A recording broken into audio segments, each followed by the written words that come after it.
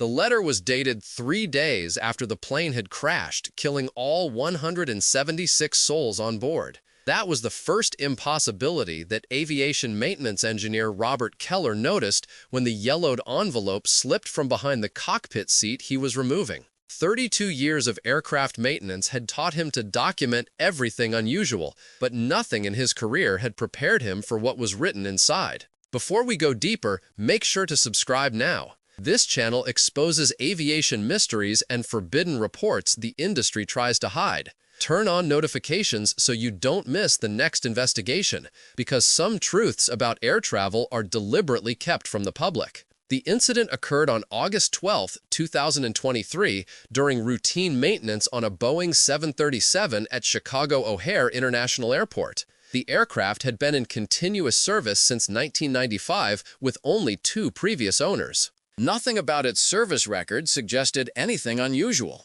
It had been acquired by Meridian Airways from Pacific Western 3 years earlier, following standard inspection protocols and thorough maintenance checks. "I remember it was unusually cold in the hangar that morning," Keller later reported in his official statement. "Maintenance crews were complaining about the temperature, but I'd worked through worse."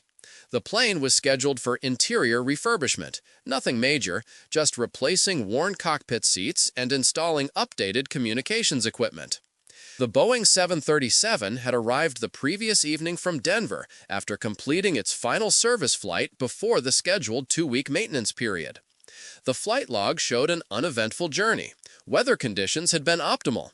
The captain had noted only a minor fluctuation in the cabin pressure reading, common enough in aircraft of this age to warrant a notation, but not immediate concern. Keller and his team began disassembling the cockpit shortly after 7 a.m. As he removed the pilot seat to access the wiring harness beneath, a yellowed envelope slipped from where it had apparently been wedged between the seat cushion and the metal frame. Such discoveries weren't uncommon. Maintenance crews regularly found items left behind by crew or previous technicians. Usually they were maintenance cards, personal notes, or occasionally small tools. "At first, I didn't think much of it," Keller said. "I set it aside to continue working. It wasn't until my lunch break that I actually picked it up again and noticed the date on the outside." The envelope was addressed simply to "whoever finds this" in hurried, slightly slanted handwriting. What caught Keller's attention was the date clearly written in the corner, November 18, 1993. "That's when things got strange," Keller explained. This particular aircraft frame, tail number N734M Alpha, was involved in a catastrophic accident on November 15, 1993. Pacific Western Flight 217 crashed in the mountains near Denver during an unexpected snowstorm. The wreckage was so badly damaged by impact and subsequent fire that recovery teams spent weeks collecting fragments. There were no survivors. Yet here was a letter dated 3 days after the crash, apparently written by someone claiming to be a passenger on that very flight. Keller's first thought was that it must be some kind of sick joke, perhaps planted by another maintenance worker. But several details troubled him immediately. For one, the age of the paper matched the era. This wasn't a recent forgery. The yellowing was consistent with 3-decade-old paper stock, and the ink showed the particular fading pattern of certain ballpoint pens common in the early 90s. More disturbingly, the letter had been found in an aircraft that, according to all official records, shouldn't exist. The aircraft I was working on had the same manufacturer's serial number as the one that crashed in 1993, Keller said, his voice dropping to almost a whisper during our interview. "But that's impossible. An MSN is like a fingerprint. No 2 Boeing aircraft have the same one ever." With shaking hands, Keller had opened a letter during his lunch break, sitting alone in the corner of the hangar's break room. The contents were written in the same hurried handwriting as the envelope. "To whoever finds this, my name is Elizabeth Weiss, passenger on Pacific Western Flight 217, seat 14C. If you're reading this, something impossible has happened. Our plane crashed 3 days ago. I know this because I watched it happen. I watched myself die. I don't understand how I'm still here.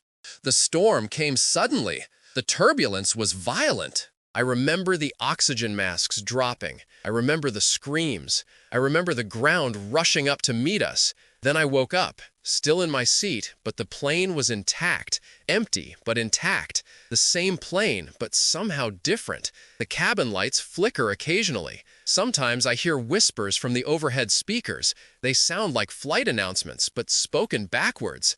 I've been walking through the aisles for 3 days. There's no food or water, but I'm not hungry or thirsty. There are no other passengers. The cockpit door is locked, but sometimes I hear movement inside. Outside the windows is nothing but gray mist. Sometimes shapes move in the mist. They look like people walking alongside the aircraft. I think I'm dead. I think we're all dead. But then, why am I writing this? Why do I still feel the pen in my hand? There's something else on the plane with me now. I hear it moving in the cargo hold beneath my feet. It's getting louder. If you find this, please tell my daughter Emily that I love her. Elizabeth Weiss. Keller immediately took the letter to his supervisor, Michael Torres, who contacted Meridian Airways' head of security. Within hours, an unusual protocol was activated. The aircraft was immediately taken out of the maintenance schedule and moved to a private hangar. Keller and the other technicians who had been working on it were separated and interviewed individually. They took my phone, Keller recalled, made me sign additional non-disclosure forms. Men I'd never seen before were suddenly all over the hangar. They weren't airline personnel. They had that government look about them. What happened next only deepened the mystery.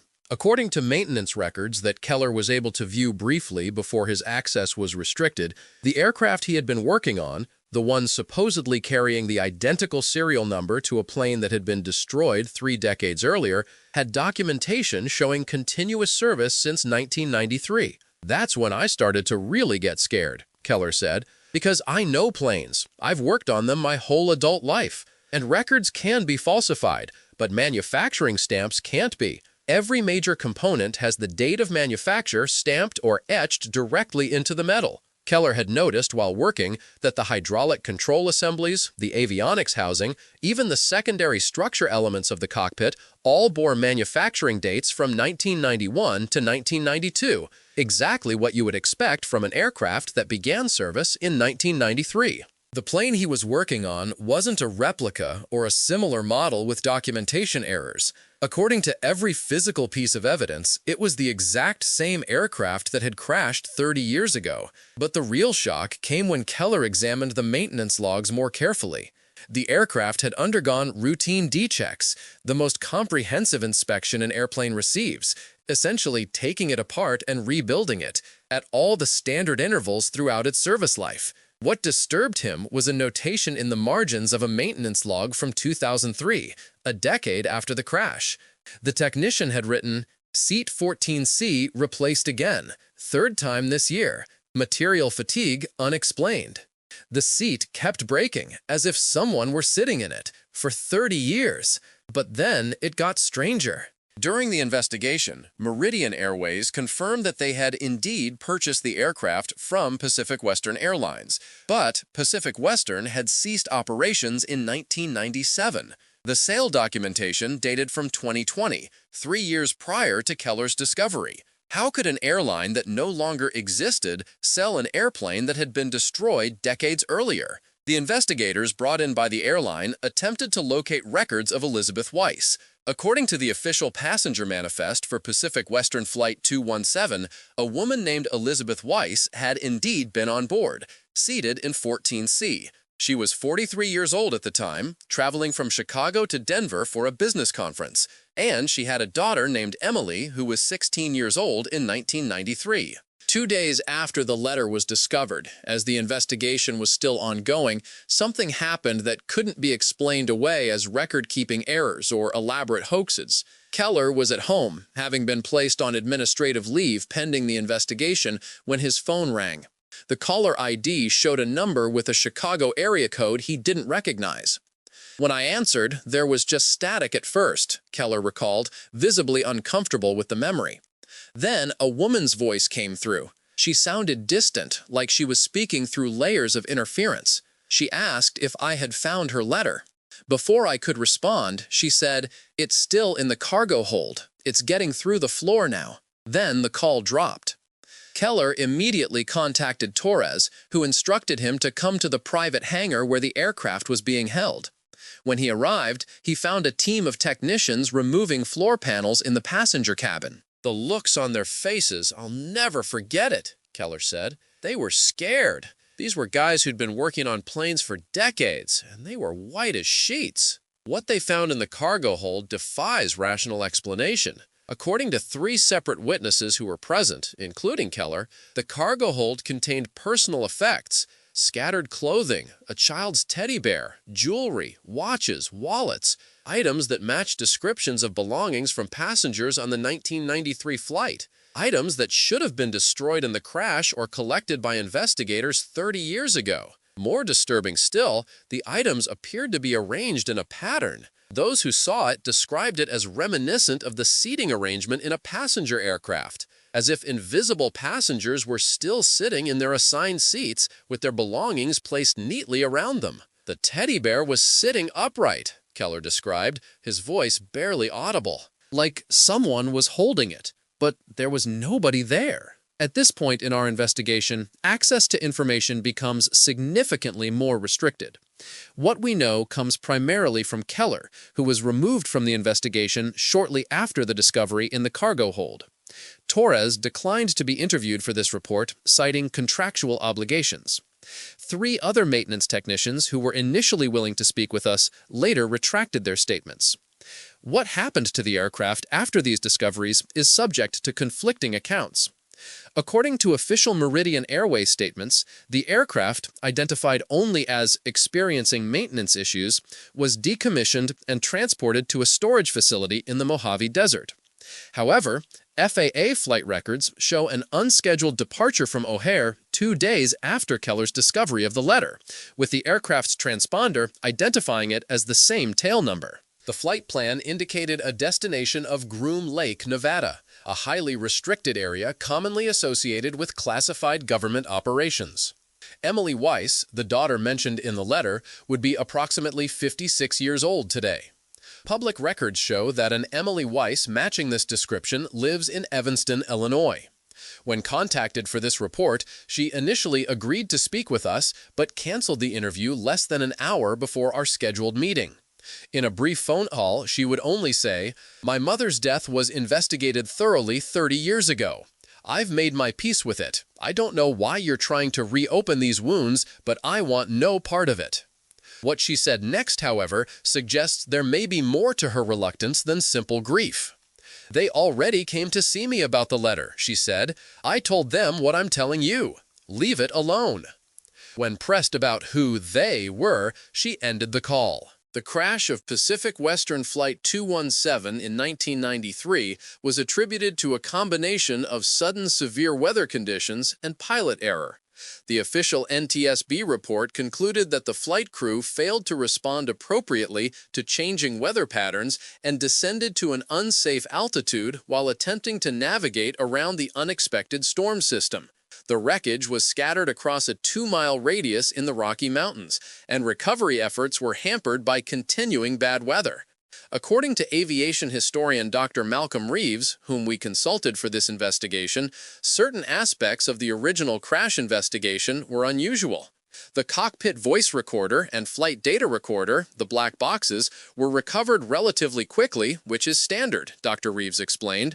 What wasn't standard was how quickly the site was cleared and access restricted. Typically, a crash site of that magnitude would be examined for weeks, with different teams of investigators working through the debris methodically. In this case, the site was completely cleared and access restricted within 10 days. Dr. Reeves also pointed out another anomaly. The passenger remains were all identified and returned to families with unusual speed, especially considering the condition of the wreckage. The official explanation was that advanced DNA techniques were used, but this was 1993. Those techniques weren't widely available for this type of mass casualty event at that time. When asked if he thought there was something suspicious about the original crash investigation, Dr. Reeves chose his words carefully. "I wouldn't say suspicious. I would say expedited.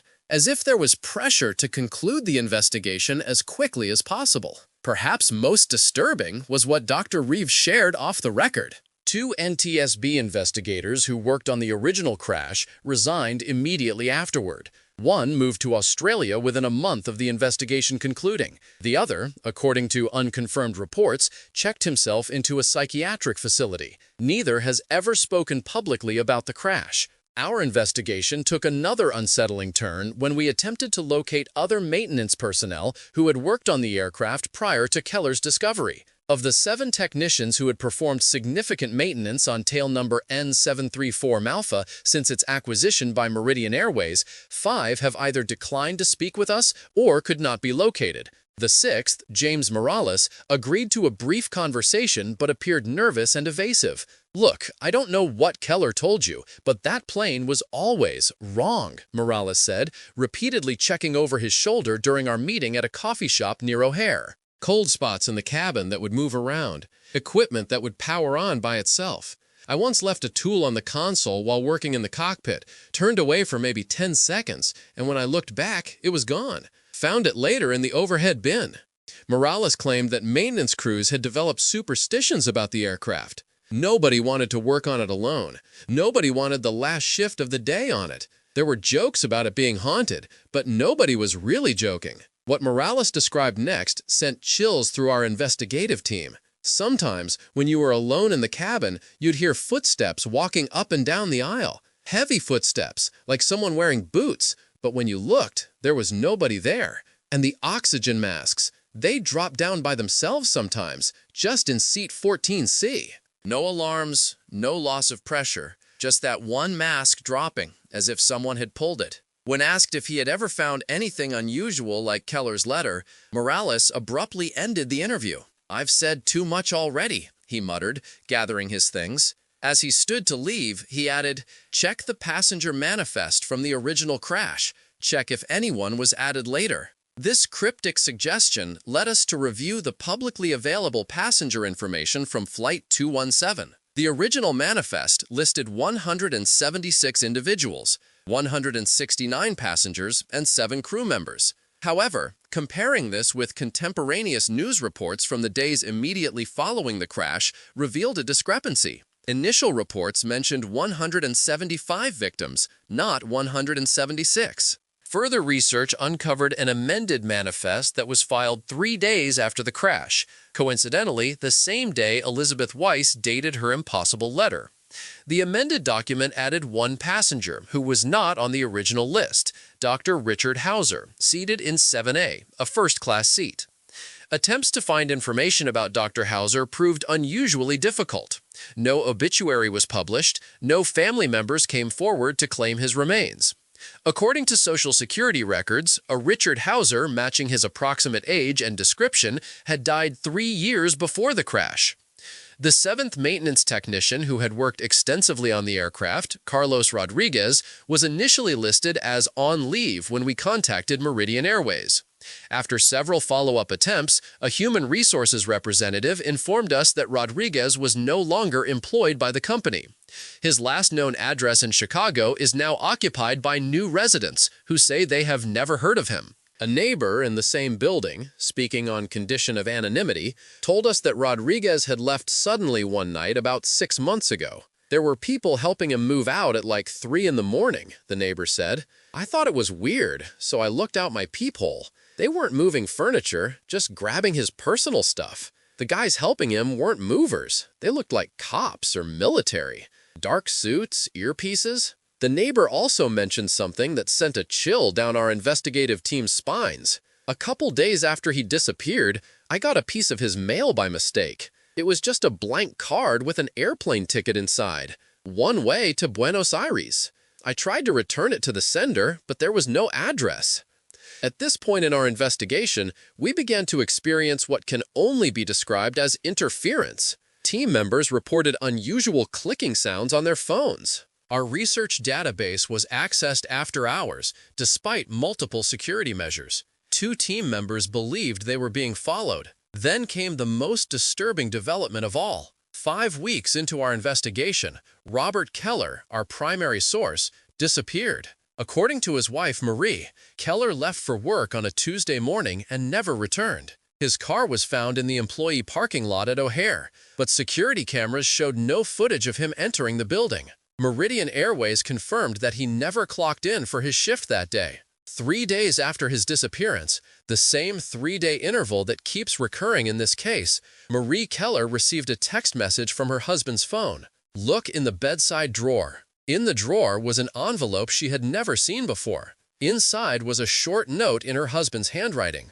If you're reading this, I'm gone. Don't look for me. What I found on that plane wasn't just a letter. The cargo hold isn't the only place where the past is bleeding through. Tell them about the Cockpit voice recorder. It didn't record what they said it did. Marie Keller reported her husband's disappearance to local police, who opened an investigation. However, within 48 hours, the case was unexpectedly transferred to federal jurisdiction. When she contacted the FBI office that supposedly took over the investigation, they had no record of Robert Keller or any missing persons case matching his description. Marie provided us with copies of her husband's personal notes about the aircraft, which he had apparently hidden throughout their home in anticipation of something. Temperature in cockpit consistently 4 to 6 degrees colder than rest of aircraft, even when environmental systems are off. Chronometer resets to 10:42 every night regardless of settings.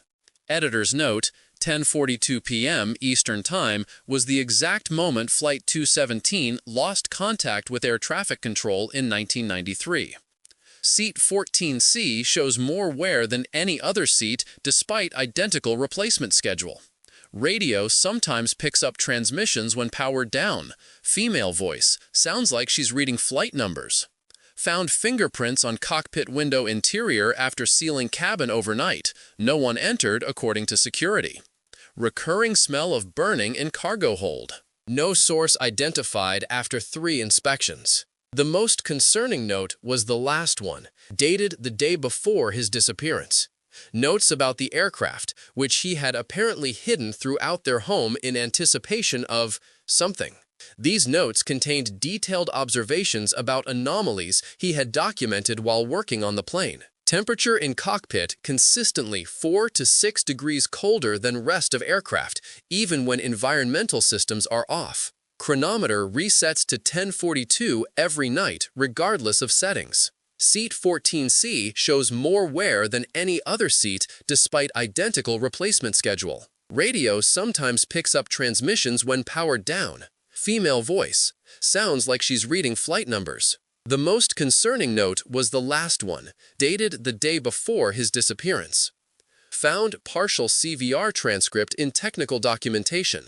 Doesn't match official version. Captain's last words weren't about the storm. There's someone in the jump seat. There shouldn't be anyone in the jump seat. Then, first officer, who are you? How did you get in here? Then silence for 3 seconds. Then unidentified voice, I'm taking you home. Then impact. CVR refers to the cockpit voice recorder, one of the black boxes recovered from the original crash site. If Keller's notes are accurate, the official transcript of the flight's final moments was falsified. In the same hidden cache where Marie found these notes was a small plastic bag containing what appeared to be a torn piece of fabric. The material was identified by a textile expert as matching the seat upholstery used by Pacific Western Airlines in the early 1990s. Laboratory analysis showed traces of an unidentified crystalline substance embedded in the fibers, a substance that, according to the lab report, exhibits unusual electromagnetic properties and cannot be matched to any known compound in our database.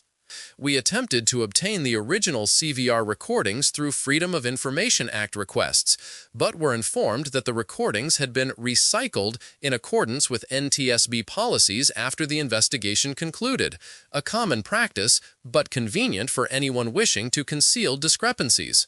A former NTSB investigator, speaking on condition of anonymity, told us that such recordings are typically preserved for much longer in cases of unexplained or controversial crashes.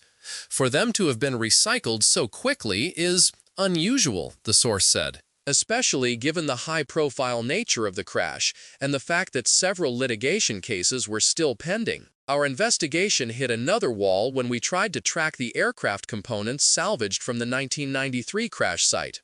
According to standard procedure, identifiable parts from crashed aircraft are documented, studied, and eventually either destroyed or repurposed for training. In this case, however, the documentation is suspiciously incomplete.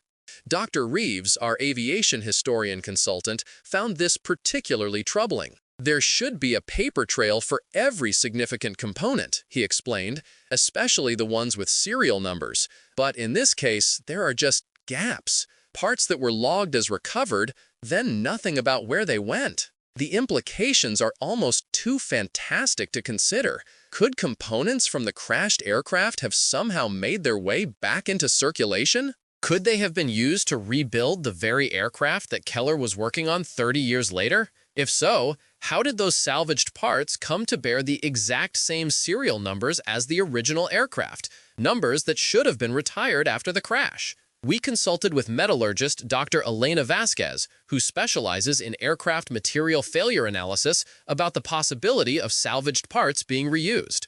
Her assessment was unequivocal. It would be not just unethical, but physically impossible in most cases. Components that experience the forces of a high-velocity impact are fundamentally altered at a molecular level. They would fail any standard inspection. Even if they appeared intact visually, microscopic stress fractures would make them unsuitable for reuse. When shown photographs of the aircraft Keller had been working on, images we obtained from a maintenance worker who wished to remain anonymous, Dr. Vasquez's professional demeanor briefly faltered. "This can't be right," she said, studying a close-up of a wing spar component. "The manufacturing stamp here, it's from the original series, but it shows no sign of repair or replacement. It's as if it never experienced a crash at all. And most disturbing of all, if Elizabeth Weiss's letter is genuine, what happened to her after she wrote it? Where did she go when she described the something else coming through the floor of the aircraft? And why did she believe she had watched herself die?" In an attempt to verify Elizabeth Weiss's identity beyond the passenger manifest, we tracked down former colleagues from the marketing firm where she worked in 1993. Martin Geller, now retired, remembered her clearly. Liz was brilliant, creative director with a gift for seeing trends before anyone else. She was on her way to Denver to pitch to a major client. We were all devastated when we heard about the crash. When shown a copy of the letter, Geller confirmed that the handwriting matched samples of Weiss's writing he had kept in old project files. That's definitely Liz's handwriting. The slight slant, the way she loops her Y's, it's distinctive. I'd recognize it anywhere. But his next statement sent a chill through our investigative team. The weird thing is, about a week after the crash, I thought I saw her. In Chicago, walking into our building. I called out, but when she turned, it wasn't her. At least, I don't think it was. The face was wrong somehow. Our investigation took one final, chilling turn just as we were preparing this report. A package was delivered to our production office with no return address. Inside was a single airline ticket, Chicago to Denver on Meridian Airways. The flight number was penciled in by hand, 217. The date was 3 days from today. The seat assignment, 14C. Also in the package was a small tape recorder. When played, it contained only static for the first 2 minutes. Then, a woman's voice emerged through the noise. "It's still here with us. It's wearing Dr. Hauser's face now. It's learning how to fly the plane. Please, tell Emily I'm sorry. We're taking off again." The voice matched audio samples of Elizabeth Weiss from a company training video she appeared in shortly before the fatal flight in 1993. The tape continued for another 30 seconds after her message, capturing only the sound of static, until the final 10 seconds when another voice becomes audible. Male, measured, with an accent we couldn't place. "We are coming back, all of us. The veil is thinning. November 15th, the cycle completes again." November 15th, 2023 would mark exactly 30 years since the original crash. We contacted air traffic control at O'Hare and Denver International. Neither has any Flight 217 scheduled. Meridian Airways does not list this flight number in any of their systems. The ticket appears to be completely fabricated, yet it contains security features and paper stock consistent with genuine Meridian Airways tickets. Forensic analysis of the tape recorder revealed something equally disturbing. According to the manufacturing code stamped on its internal components, it was produced in 1992, consistent with technology from the era of the crash. However, the plastic casing showed virtually no wear or aging, as if it had been preserved in perfect condition for 3 decades, or perhaps as if it had somehow bypassed the passage of time entirely. Most concerning of all was what our audio engineer discovered when analyzing the recording at higher frequencies. Embedded within the static, almost imperceptible to the human ear, was what sounded like the ambient noise of an aircraft cabin, and beneath that, what could only be described as the simultaneous whispering of dozens of voices, all repeating the same phrase: "We're still on the plane. We never left the plane." Where does this leave us? With more questions than answers. With a maintenance engineer who disappeared after discovering an impossible letter. With an aircraft that shouldn't exist, containing cargo that should have been destroyed 30 years ago. With evidence suggesting that the official investigation into a tragic crash may have been deliberately rushed and potentially falsified. And with the unsettling possibility that whatever was in the cargo hold of Pacific Western Flight 217 in 1993, whatever spoke through the cockpit door in those final moments, may still be making its presence known. As we conclude this investigation, we must acknowledge that some mysteries may be too dangerous to solve. The boundaries between the past and present, between life and death, between what we understand and what we fear, these boundaries may be more permeable than we care to admit. What would you do if you found a letter like Elizabeth Weiss's? Would you believe it was just an elaborate hoax or something far more sinister? Share your thoughts in the comments below and subscribe for more investigations into aviation mysteries that the industry doesn't want you to know about. And if you happen to be traveling through O'Hare, perhaps pay attention to the tail numbers of the aircraft you board. According to our sources, N734 Alpha is still in the system somewhere, and it might just be taking passengers again.